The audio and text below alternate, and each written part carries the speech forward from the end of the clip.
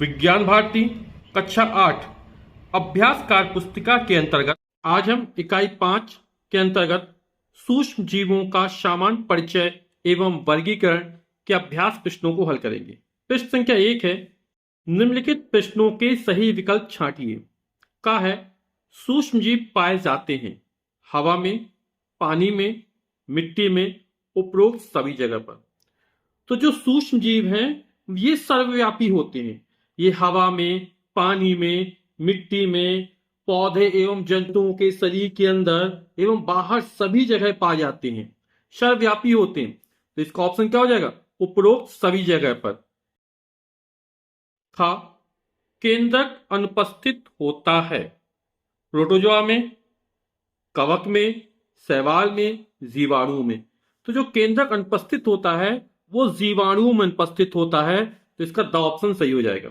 अगला है गा, ब्रेड या डबल रोटी बनाने में उपयोग किया जाता है जीवाणु, शैवाल, ईस्ट या प्रोटोजोआ। तो इसमें जो डबल रोटी बनाने में है वो ईस्ट का प्रयोग किया जाता है। तो ये हमारा सही हो जाएगा विकल्प। स्पाइरुलिना नामक साइनोबैक्टीरिया प्रमुख स्रोत है वसा का, प्रोटीन का, ग्लूकोज का, क्षार का। तो यहां पर जो स्पाइरुलिना नामक साइनोबैक्टीरिया है वो हमारा प्रोटीन का प्रमुख स्रोत है। एलिशा ELI ऐसे परीक्षण से पता लगाया जाता है। तो जो एलिशा परीक्षण होता है वो एड्स के लिए होता है और इससे एड्स बीमारी का पता लगाया जाता है। प्रश्न संख्या 2 है, रिक्त स्थानों की पूर्ति कीजिए। का विषाणु तथा के बने होते हैं। बने होते हैं यानी विषाणु जो बने होते हैं वो न्यूक्लिकम और प्रोटीन के बने होते हैं। तो यहां पे आ जाएगा न्यूक्लिकम तथा प्रोटीन। खा, सूक्ष्म जीवों को देखने के लिए की आवश्यकता होती है। तो सूक्ष्म जीव को देखने के लिए माइक्रोस्कोप या सूक्ष्मदर्शी यंत्र की आवश्यकता होती है। तो यहां पे आ जाएगा सूक्ष्मदर्शी यंत्र। भेड़ों में एंथ्राक्स रोग का कारक है। तो यहां पर भेड़ों में जो एंथ्राक्स रोग का कारक होता है वो बैसिलस एंथ्रेसिस नामक जीवाणु होता है। विश्व एड्स दिवस को मनाया जाता है। तो जो विश्व एड्स दिवस है वो हमारा 1 दिसंबर को मनाया जाता है। तो रिक्त स्थान में आ जाएगा 1 दिसंबर।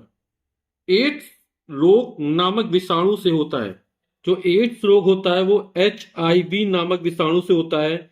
H से ह्यूमन, I से इम्यूनो डेफिशिएंसी और V से हो जाएगा वायरस। प्रश्न संख्या 3 है, सूची आ को सूची बा से मिलान कीजिए। सूची आ और ये सूची बा। हेट्रोसिस्ट और हेट्रोसिस्ट का जो संबंध है वो हमारा नाइट्रोजन स्थिरीकरण से है। एंट अमीबा से पेचिस होता है। एंट अमीबा हिस्टोलिस्का ये कवक है और ये क्या होता है? पेचिस नामक बीमारी फैलाता है। फिर प्लाज्मोडियम, तो प्लाज्मोडियम से मलेरिया रोग फैलता है। तो जो मलेरिया रोग है वो प्लाज्मोडियम नामक प्रोटोजोआ से फैलता है ना। और इस रोग का जो वाहक होता है वो मादा एनाफिलिस मच्छर होता है। मच्छर काटने से फैलता है, लेकिन प्लाज्मोडियम क्या है? एक प्रोटोजोआ है हमारा। पेनिसिलिन एक प्रतिजैविक दवा है जिसकी खोज अलेक्जेंडर फ्लेमिंग ने की थी। और लैक्टोबैसिलस ये दूध को दही में परिवर्तित करता है। प्रश्न संख्या 4 है, एड्स फैलने के कारण तथा बचने के उपायों को बॉक्स में लिखिए। तो फैलने के कारण यहां पर लिखने हैं और बचने के उपाय यहां पर लिखने हैं। तो एड्स रोग फैलता किस कारण से? फैलने के कारण है पहला, असुरक्षित यौन संबंध से, रक्त आधान में संक्रमित व्यक्ति से, उपयोग किए गए रेजर ऑब्लिक ब्लेड से, उपयोग किए गए इंजेक्शन से। और बचने के क्या उपाय? विसंक्रमित साफ नए सिरिंज का हमेशा प्रयोग हर बार करना चाहिए। रक्त आधान से पूर्व रक्त की जांच करनी चाहिए, यानी जब किसी को व्यक्ति को रक्त चढ़ रहा हो तो उसके पहले रक्त की अच्छे से जांच हो जानी चाहिए। नई रेजर या ब्लेड का प्रयोग करना चाहिए। आप लोग बाजार में जब कटिंग कराने जाते हैं या दाढ़ी बनवाने जाएंगे तब हमेशा नए ब्लेड का प्रयोग करना चाहिए। कभी भी उपयोग की गई ब्लेड हमें प्रयोग नहीं करनी चाहिए। और नशीली दवाओं के इंजेक्शन हमें नहीं लेने चाहिए, है ना। और सिरिंज का प्रयोग हमेशा नया करना चाहिए।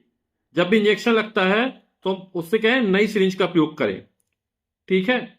प्रश्न संख्या 5 है, निम्नलिखित रोगों को उनके फैलने के माध्यम के अनुसार छांट कर निर्धारित स्थान पर लिखिए। तो जो 6 रोग है ये वायु द्वारा फैलता है, तो वायु द्वारा फैलने 6 रोग हो गया और सर्दी जुकाम हो गया। तो 6 रोग और सर्दी जुकाम जो है वो वायु द्वारा फैलते हैं। फिर दूषित जल द्वारा जो फैलने वाला रोग है वो हमारा हेपेटाइटिस है और टाइफाइड है, ये दोनों ही दूषित जल द्वारा फैलते हैं। मलेरिया और डेंगू ये जो रोग हैं वो मच्छर के काटने द्वारा फैलते हैं। प्रश्न संख्या 6, दी गई तालिका में विभिन्न उम्र में लगने वाले वैक्सीन टीका को दी गई उम्र के सामने लिखकर निम्नवत तालिका को पूर्ण कीजिए। तो यहां पर किस उम्र में कौन सी वैक्सीन या टीका लगेगा वो हमको लिखना है।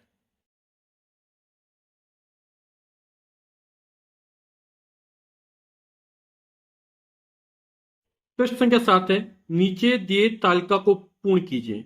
प्रतिजैविक दवाएं पेनिसिलिन, स्ट्रेप्टोमाइसिन और क्लोरेलिन। और जो पेनिसिलिन है वो फफूंद से तैयार की जाती है, स्ट्रेप्टोमाइसिन जीवाणु से तैयार की जाती है और क्लोरेलिन शैवाल से तैयार की जाती है। ये जितने भी प्रतिजैविक हैं इनका उपयोग प्रतिजैविक दवाओं के रूप में किया जाता है।